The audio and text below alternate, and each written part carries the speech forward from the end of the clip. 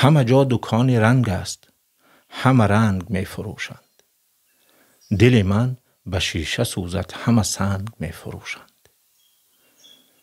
به کرشمه نگاهش دل سادلوح ما را چی به ناز می رو باید، چی قشنگ می فروشد. شرر بگیر و آتش به جهان بزن، تو ای آه ز شراره که هر شب دل تنگ می فروشد.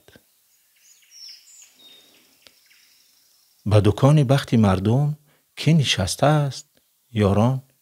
گل خنده می ستاند، غم جنگ می فروشد.